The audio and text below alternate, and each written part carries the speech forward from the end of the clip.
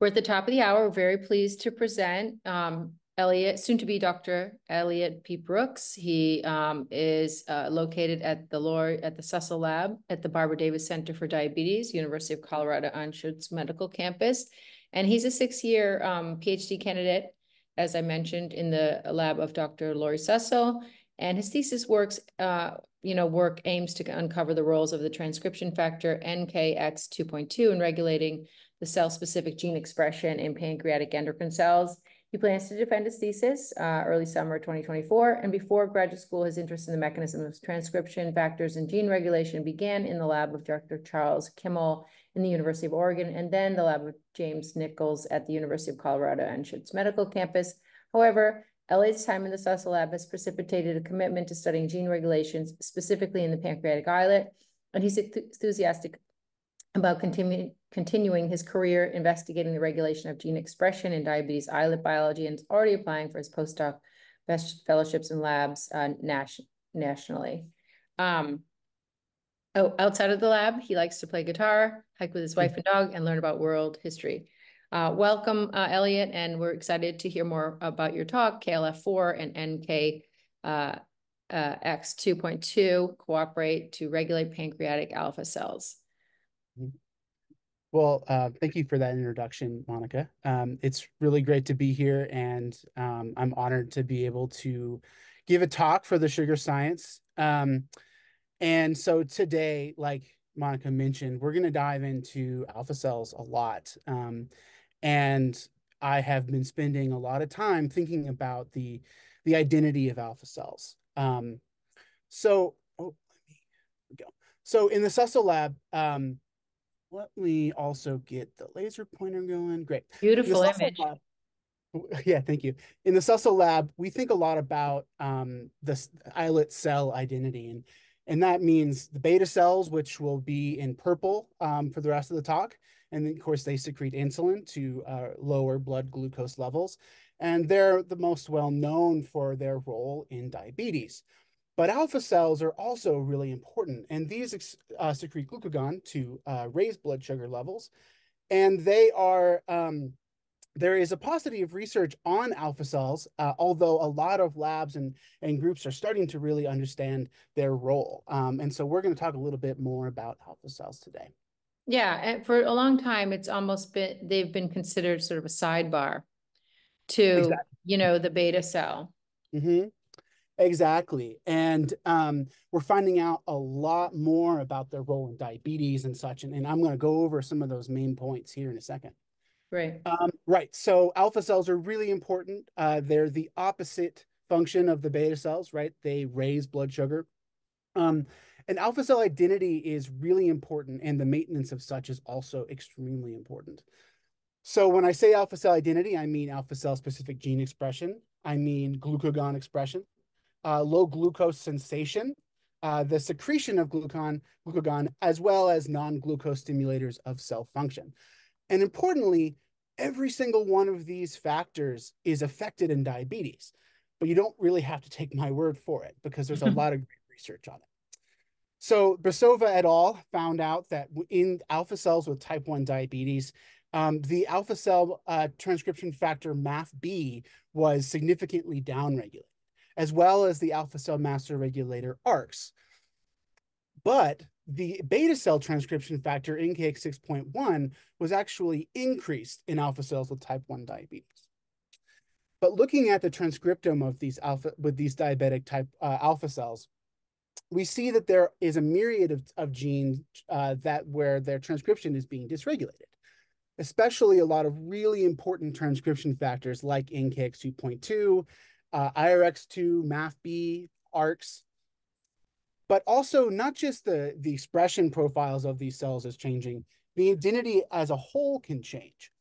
In a mouse with a near total loss of beta cells using streptozotocin, which is kind of a model of diabetes, type 1 diabetes in the mouse, we find that alpha cells, which are labeled here, the alpha lineage in green, can sometimes express insulin and glucagon in a diabetes-like environment, suggesting bihormonal cells are possible in diabetes.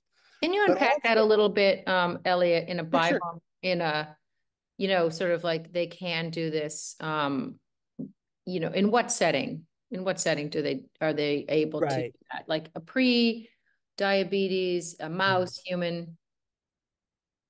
Absolutely. So this is in a diabetes model in a mouse. And so these were treated with streptozotocin, um, which basically ablates all beta cells in the mouse and creating a diabetes-like environment in terms of a loss of beta cells.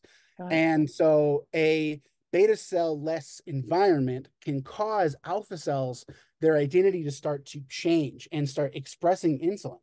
And sometimes even stop expressing glucagon, like this cell here, and expressing insulin, where there is an apparent alpha to beta cell conversion. So we're seeing that in a diabetes-like environment, um, alpha cells can start turning into beta cells. And so And they're, so that's in the mouse. this is in the mouse, yeah. They have had trouble uh, finding cases like this in the human because of the rarity of tissue, and also just, you know, it's just have been hard to find these. And so using kind of the high throughput model of mouse have been able to reveal some of these more intricate phenotypes. Got it. Um, right. So together, studying alpha cell identity can help us fully understand islet dysfunction in diabetes. So what do I mean by identity? Again, alpha cell identity is specified and maintained by transcription factor expression. Transcription factors like NKX2.2, ARCS, and FOXA2 are really important to the development of the alpha cell. And they do this by binding to DNA and directly regulating cell-specific genes, like alpha cell-specific genes, repressing beta cell-specific genes. If this transcription factor, say this blob here, say is ARCS, which is only expressed in alpha cells, at least between these two cell types, it's less of a mystery how ARCS does cell-specific functions. It is enriched in alpha cells. But if this transcription factor blob is 2,2, NKX2.2, and in fact, it's expressed in both alpha and beta cells, the question arises if and how NKX2.2 is able to regulate cell-specific function. And this is the big question for the rest of my talk. How is NKX2.2 regulating alpha cell-specific genes? While NKX2.2 is expressed in the pancreas, it is a DNA binding homeodomain transcription factor. It's expressed also in the CNS and the intestine. Mutations in human NKX2.2 can cause neonatal diabetes and neurological disorders. And as I briefly mentioned, it's also downregulated in human type 1 diabetic alpha cells. NKX2.2 is expressed at all stages of islet cell development. It's in the PDX1 positive pancreas progenitors. It's expressed in the neurogenin 3 endocrine progenitor population and in several adult islet cell types, such as alpha and beta cells and PP. But we're going to focus in on the alpha and beta cells today. So NKX2.2 function is really well known in the beta cells. There's been a lot of great studies done in the lab. It acts as a repressor during development, partly by repressing the alpha cell master regulator ARCS. And in maturation and maintenance of beta cells, it acts as a repressor and as an activator. And importantly, when you knock NKX2.2 out of beta cells and only in beta cells, you sometimes find beta cells converting into alpha cells, suggesting that NKX2.2 is really important for protecting and promoting beta cell identity while repressing alpha cell identity, at least in beta cells. But we don't know a lot of what NKX2.2 is doing in the alpha cell. And this is where I came in. So today, I'm going to hopefully be convincing you of my hypothesis that NKX2.2 maintains the identity of alpha cells by promoting alpha cell gene transcription and repressing alternate endocrine cell genes. So to do this study, we focused on two model systems, an in vivo model system of a alpha cell specific NKX2.2 knockout using a 2,2 flox allele, a glucagon Cree, and the I here stands for improved, not inducible, a really important point. So this is a constitutive glucagon Cree, and then a Rosa tomato reporter. And so for the rest of the talk, I'll be referring to this alpha cell specific knockout of 2,2 as sometimes NKX2.2 delta alpha. I also used an in vitro model of alpha cell culture with cells called alpha TCs to do some more molecular stuff. So first, we checked the blood glucose levels of these mice that have a deletion of NKX2.2 in their alpha cells, or the NKX2.2 delta alpha mice. And ad libitum blood glucose at 4 weeks was not really any different. But when we fasted these mice for 6 hours and took their blood glucose reading of a fasting state, we found that there was a significant decrease in blood glucose in the NKX2.2 delta alpha mice, suggesting that once these cells are challenged with fasting and low nutrient levels, they actually do have a modest or a moderate functional defect, suggesting that NKX2.2 is important for the function of alpha cells. So we also then looked at islet morphology. Here at 5 weeks, we have immunofluorescent images of the islet. Purple is insulin or the insulin-producing beta cells, and green is the glucagon-producing alpha cells for the flox control, the glucagon control, and then the NKX2.2 delta alpha mice. So you can see that normally in mice, there is a nice ring of alpha cells on the outside of the islet. But what you can notice in the delta alpha mice is that there is a decrease in alpha cells when 2,2 is knocked out. When we quantify this phenotype as the average number of glucagon positive, tomato positive, or Cre-containing cells per islet, we see that there is a statistically significant decrease in these alpha cells in the mutant.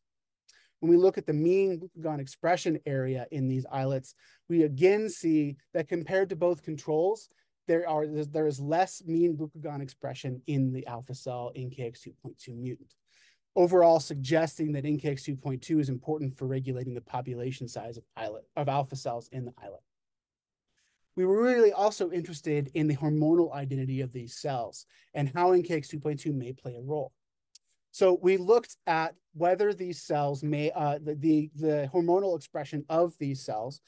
Normally, alpha cells only express glucagon and only very rarely also express insulin. But if you can see here in the delta alpha mice, 2 distinct cells that express glucagon are also expressing insulin. And considering that these 2 cells also have the tomato and thus the NKX2.2 alpha cell knockout, it suggests that the loss of 2,2 is causing insulin to increase in these cells and creating a bihormonal state. Quantification of this phenotype shows a statistically significant increase in these bihormonal cells in the alpha cell knockout.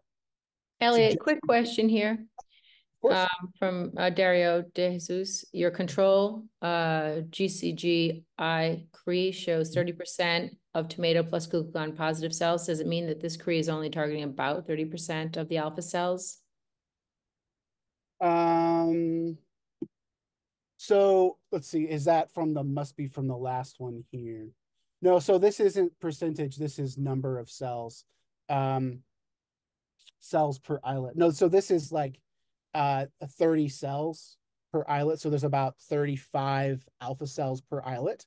Mm-hmm. And then in the mutant, there's about 12 alpha cells per islet on average. So this isn't percentage, this is number of cells. Okay. But overall, it does label about 90 to 95% of alpha cells. And when I looked at insulin expression, there is like maybe 1% misexpression of this Cre. Great, perfect. Yeah. Great. So overall, these in vivo data show that in alpha cells, NKX2.2 is promoting alpha cell identity while repressing beta cell identity. But when NKX2.2 is in beta cells, does the opposite. Previous research has shown that NKX2.2 in beta cells is promoting beta cell identity while repressing alpha cell identity. So how does NKX2.2 regulate cell identity in a context-dependent manner? Well, to begin to understand this, we wanted to understand the transcriptional targets of NKX2.2 in alpha cells so we can understand a little bit more about what it's doing.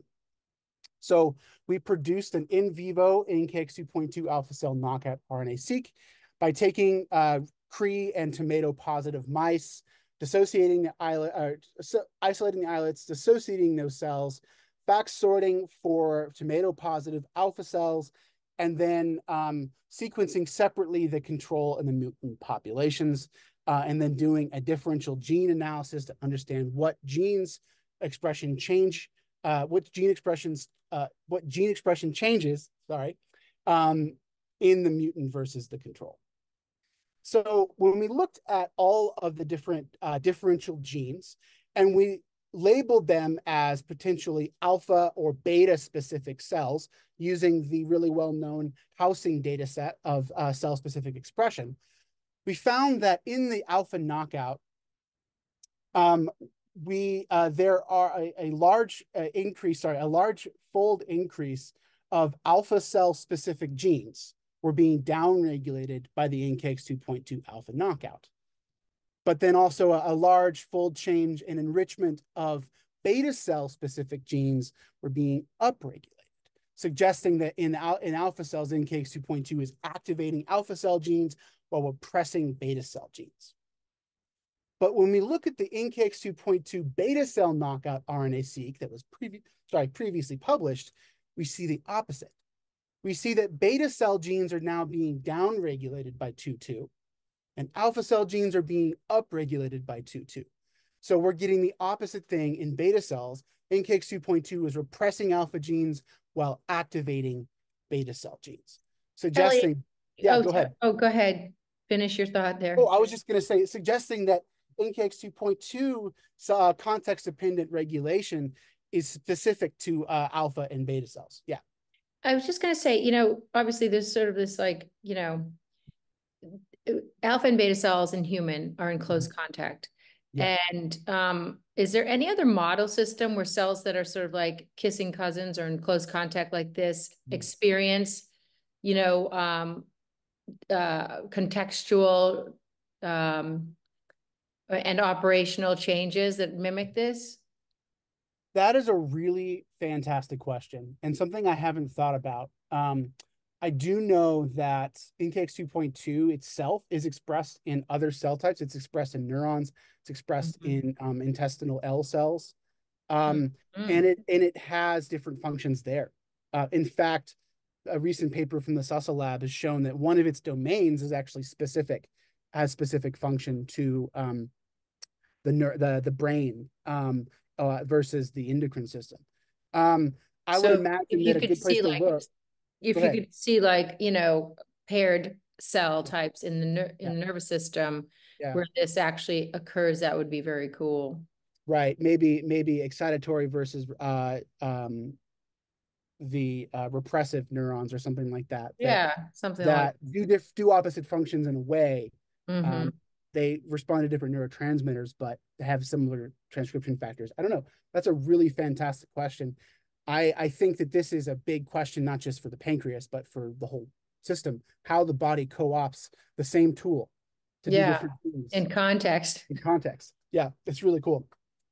So taking a closer look at the genes that are regulated by NKX2.2 in alpha cells, here we have a volcano plot, or at least half of one, showing the genes dysregulated by NKX2.2 deletion in alpha cells. Here we have the log fold change on the x-axis, and the y-axis is the significance of that change. In green, we can see a lot of deactivated alpha cell specific genes that are being downregulated when NKX2.2 is knocked out.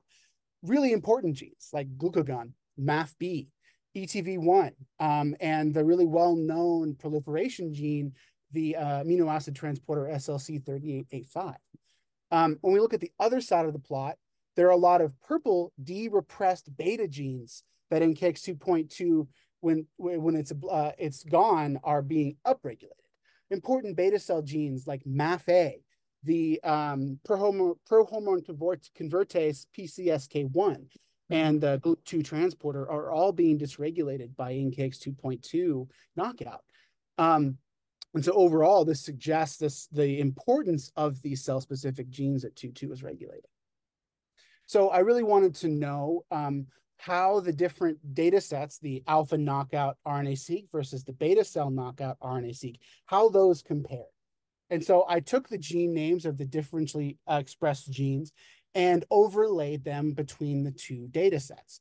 Found that there was only about 160 dysregulated genes that were the same between that were both dysregulated in alpha and beta cells, and that the majority of the differentially regulated genes were unique to the cell type that NKX2.2 is in. So there are a lot of really interesting genes that are only dysregulated when NKX2.2 is in alpha cells. Specifically, the alpha cell genes like MAFB, IRX2, and glucagon. But there are also some really interesting genes that are only regulated in the beta cell by NKX2.2. Specifically, INS2, the really important transcription factors, NKX6.1, PDX1. This really does suggest the gravity of NKX2.2's specific role in alpha and beta cells. So this is really, really interesting, but we don't really have any evidence to suggest that NKX2.2 is a different protein between alpha and beta cells. We have no evidence of splice isoforms or post-translational modifications. And so understanding how NKX2.2 is actually doing these different functions is really important. So NKX2.2 binds to DNA, to transcription factor. So we wanted to understand where NKX2.2 is binding in the genome. And so we did an alpha cell ChIP-seq of NKX2.2, which finds the binding sites of NKX2.2 in alpha cells, compared to a previously published beta cell ChIP-seq of NKX2.2. And we can see that there are about 2,600 sites that are both bound in alpha and beta cells, but a lot of sites that are only in alpha or beta cells. And we would consider the expression changes that are associated with these binding sites. We still see that nearly 2/3 of all NKX2.2 binding sites are cell specific. So this suggests that NKX2.2 not only regulates genes differently between alpha and beta cells, but it's binding differently as well.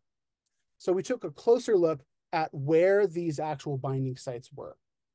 So here we have a percentage of binding graph of where the binding sites are located in the genome, promoter, exon, introns, things like that, for the alpha cell unique peaks and the beta cell unique peaks.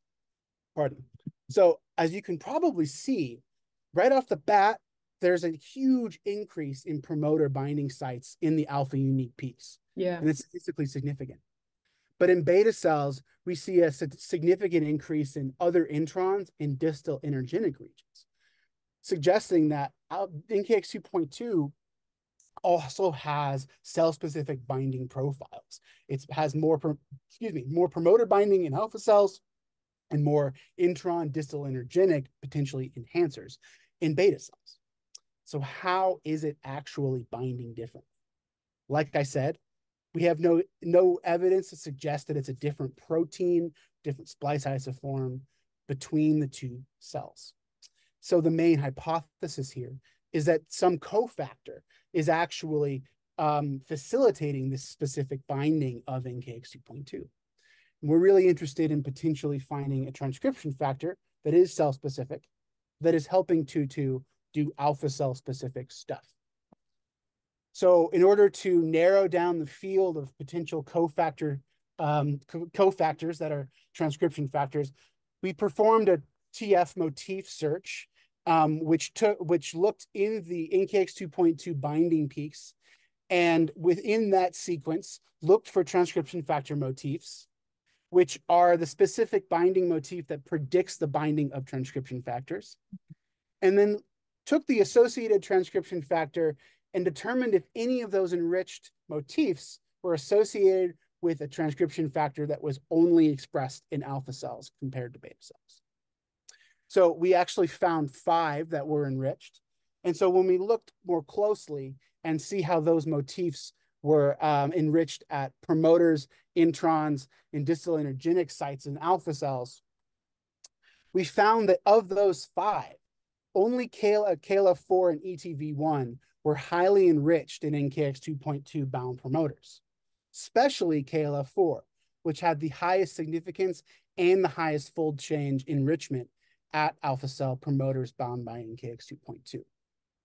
We took a closer look at KLF4 motif enrichment in alpha unique peaks versus beta cell unique peaks of NKX2.2, and found again that KLF4 is highly enriched only in alpha unique peaks at promoters, not at any other site in alpha cell unique peaks or in beta cells, suggesting that this phenomenon, potential prediction of KLF4 binding, is highly specific to promoters in alpha cells that are bound by NKX2.2, suggesting that KLF4 is co-binding with NKX2.2 at these promoters. Right. So KLF4 is a great candidate for facilitating NKX2.2's alpha cell specific binding. It is highly enriched between alpha and beta cells in the alpha cells. It's also a well-known Yamanaka factor and documented epigenetic regulator. And work in the lab doing a co-IP of endogenous KLF4 and NKX2.2 in alpha TCs found that when you pull down NKX2.2, you also pull down KLF4. And when you pull down KLF4, you also pull down NKX2.2, suggesting that they're physically interacting as well in alpha cells. So we wanted to understand. Oh, Elliott, can you unpack this a little bit? The epigenetic modifications that are involved with the interaction of KLF4. Happily. Yeah, happily. I would love to. Usually for sake of time, I just leave it at this, but I'm happy to unpack it. Yeah, so a lot of great studies. Yeah, sure. A lot of great studies in stem cells and developing neurons have shown that KLF4 is really important for can increase and decrease chromatin accessibility. It can change the histone modifications, and all of these directly regulate transcription. And even it can facilitate 3D chromatin interactions that will directly regulate transcription. And so it has a lot of roles to play in epigenetic regulation that lead to actual changes in transcription of its target genes. Yeah. And what, and I just want to back up a teeny bit more, like what prompts some of these epigenetic modifications for KLF4 to spring to action? Yeah. That's a really good point. KLF4 is a pioneer factor, so it kind of does its own thing, right? And it's a Yamanaka factor, and so we know that when you just add it to cells, it kind of goes and does its own thing. And in terms of what actually activates KLF4, we don't know.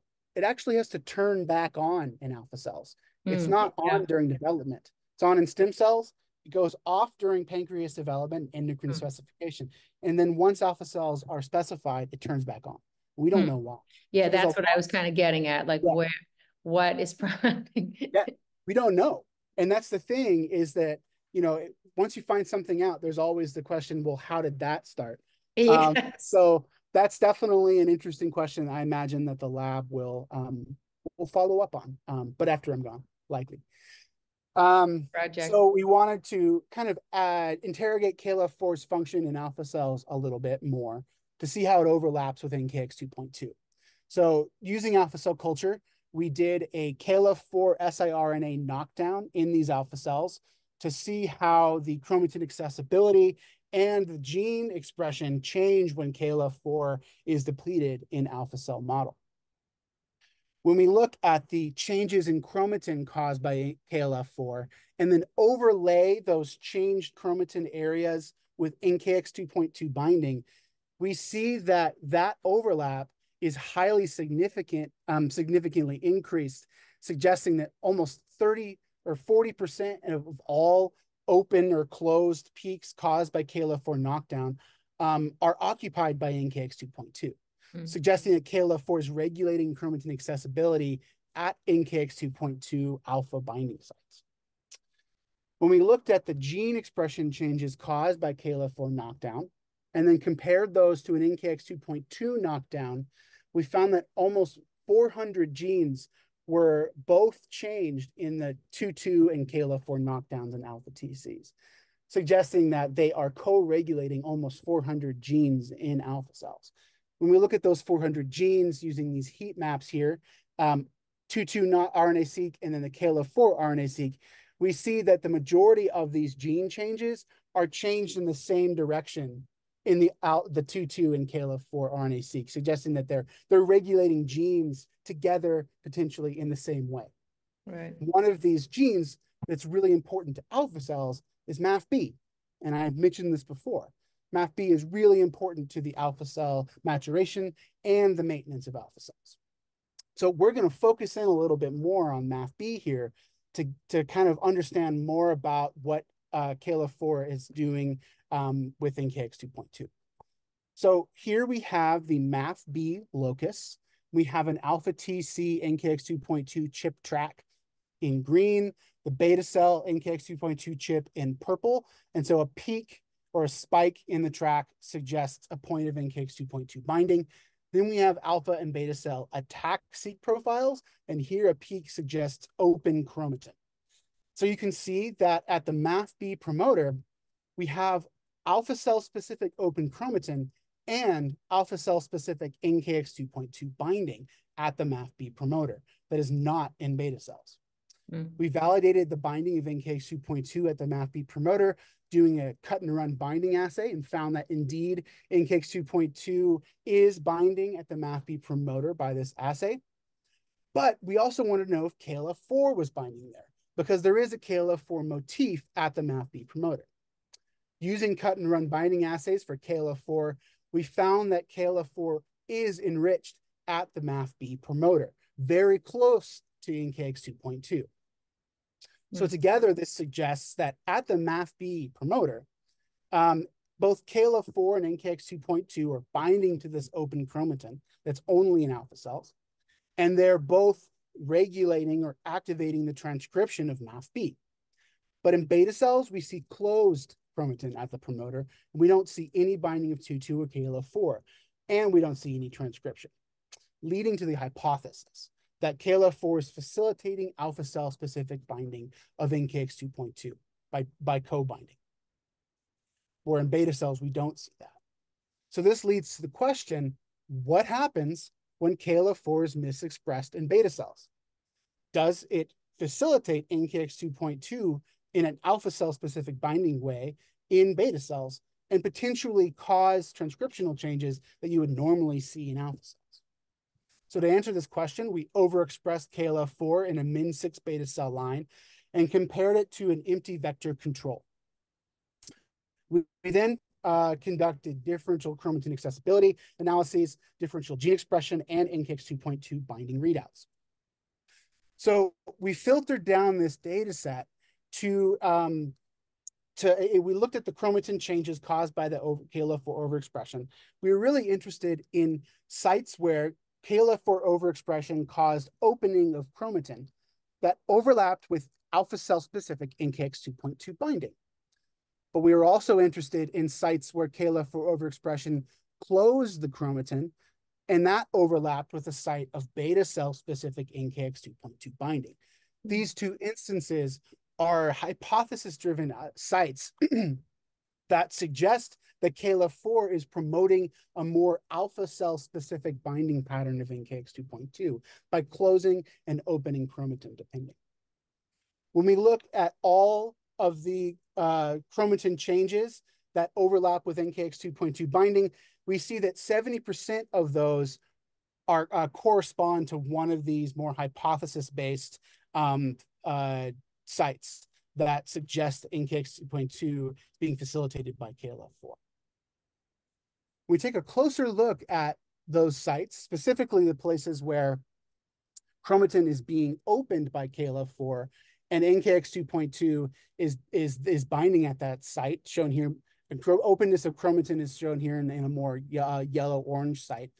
We found that a lot of those open chromatin sites with 2.2 binding also associated with an increase in transcription, suggesting that these changes in chromatin associated with 2.2 binding are also changing transcription in these beta cells. One of these genes that was had increased chromatin and increased transcription in the KLF4 overexpressed beta cell was MAFB. So again, we're going to zoom into the MAFB locus, our best friend. When we look here at the ATAC-seq track for the EV control and the KLF4 overexpression in beta cells, we can see a remarkable increase in the openness of chromatin at the MAFB promoter when KLF4 is expressed. When we look at the RNA-seq tracks of the EV control and the KLF4 overexpression in beta cells, we also see a very striking increase in MAFB transcription when KLF4 is overexpressed. So this is really interesting. It shows that KLF4 overexpression is causing this increase in chromatin accessibility at the promoter and the transcriptional increase of MAFB. But what about NKX2.2 binding? This all has to come back to NKX2.2. So we performed a cut and run binding assay of NKX2.2 at the MAFB promoter and found that compared to the empty vector, NKX2.2 binding at the MAFB promoter was significantly increased when KLF4 was overexpressed, suggesting overall that KLF4 overexpression is sufficient to open the chromatin at the MAFB promoter, facilitate the binding of NKX2.2 at a site that it normally wouldn't bind in beta cells, and then also sufficient to increase the transcription of MAFB.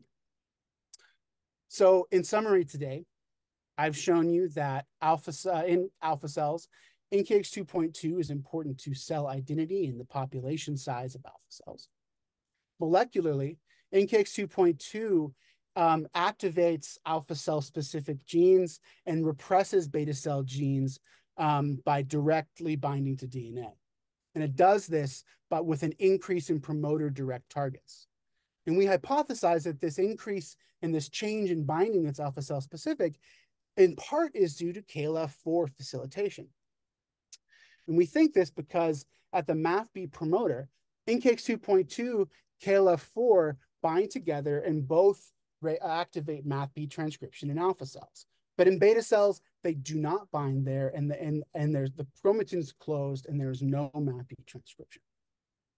Furthermore, when you add KLF4 to beta cells, we find that the MAFB promoter chromatin is opened, transcription of MAFB increases, and the binding of NKX2.2 at the MAFB promoter is also increased, suggesting overall that KLF4 is facilitating the binding of NKX2.2 at this alpha cell specific site, and likely suggesting that it's doing this at many other sites related to NKX2.2. So a final thought, we've shown today that NKX2.2 function is context dependent. In alpha cells, KLF4 is part of that context. It's really important to facilitating 2,2's molecular function. Beta cells has a different function.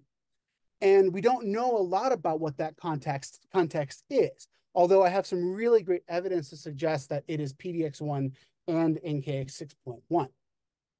But diabetes doesn't just affect one gene in these cells, it actually affects many genes in different ways. And so understanding how these contexts change and how these contexts affect transcription factor function is really important, because potential gain of function of defects it could happen from the myriad different effects that happen in these cells. And so characterizing cell-specific transcription factor interactions will help us understand the complex dysregulation of gene expression in diabetes. So thank you. Of course, my lab, the Sussel lab at Colorado is fantastic. I'd like to especially thank a fantastic undergrad, McKenna Casey, for her stellar work and help with me, as well as Kristen Wells, who is a great mentor for the bioinformatics. My funding, of course, F31 and the Barbara Davis Center. So one last shameless pitch. Sussel Lab is looking for talented postdoc applicants. This is something asked for Lori, so please contact Lori. It's a great environment to do science. That's fantastic. And it's no wonder that most recently you were awarded the top presenter at the Schwanschutz Recent Diabetes Day. It was a really great walkthrough of this really, excellent story. I mean, for a graduate thesis, it's excellent. So thank you. Yeah, that's going to take you to next steps that will be even more exciting, I think. Yeah. Yeah. I also just wanted to give a shout out to your and Lori Cecil's recent review, which I thought was superlative, which is Not the Second Fiddle, Alpha Cell Development, Identity and Function, Health and Diabetes. You guys put that out in July 2023 in Journal of Endocrinology, and it's a really beautiful review. It just kind of walks the audience through all the pieces, one by one, and where we are now, mouse, human, toggling back and forth, and, kind of bringing the alpha cell into the forefront where I think it really does belong. So, I wanted to see, yeah, you have a couple of accolades from our audience, and I wanted to open it up to one last question. If anyone has any last questions. Going once, going twice. Yeah, I think this is such an interesting place for further inquiry. And I guess the one last thing I would say is, has your lab thought about the timing of these events in terms of the changes that are happening? It's a lot to ask outside of all the work you've already done. For sure. But in terms of the timing of these transcription factors on and off switching, is there anything you'd like to say about that? Yeah. It's a really fantastic question. And I think that more work has to be done to really nail. So this CRE is great, but it still doesn't tease apart whether it's a maturation or a maintenance defect. Yes, that's exactly what I was sort of getting at. And so I think a pretty obvious next step would be to do an inducible CRE system and to induce it at 5 weeks or at different stages and see how the transcriptome changes. And alpha cells are not very numerous, and so these are kind of the first steps to understanding the molecular mechanism. I think some more delicate in vivo studies of the chromatin changes that are happening at different stages with NKX2.2 deletion are really important. A multi-omic analysis could show how the transcriptome is changing when NKX2.2 is deleted at different parts of maturation and maintenance. We are looking at P0 mice right now to see how the in vivo phenotypes potentially progress. Because we still don't know why there are less alpha cells. And so we're going to be doing like proliferation and apoptosis studies to see how, to kind of characterize what's going on at P0. But I would say that the KLF4 and NKX2.2 interaction does not happen before alpha cells have been specified, just because KLF4 is not there. And so this really is going to be a maintenance or a maturation thing. But we have knocked them down in alpha TCs, and we do see gene transcription in those adult models of alpha cells. And so I think that even if there is a maintenance defect, there is also if there is a maturation defect, there's also a maintenance defect. And they could be different. And that's something the lab just really has to tease apart with careful timing and studies, I think. Fantastic. Well, thank you so much for joining us. And also can't wait to see what you do next, because wherever you're going to go, we're going to follow. You're doing some really beautiful work, Elliott. Thanks Thank you again. so much. Say hello to Lori, and we will put out this call for talented postdocs to apply to her excellent laboratory in this really great setting. Yeah. Well, thank you so much. All righty. Talk to you later. Bye-bye. Yeah. Bye.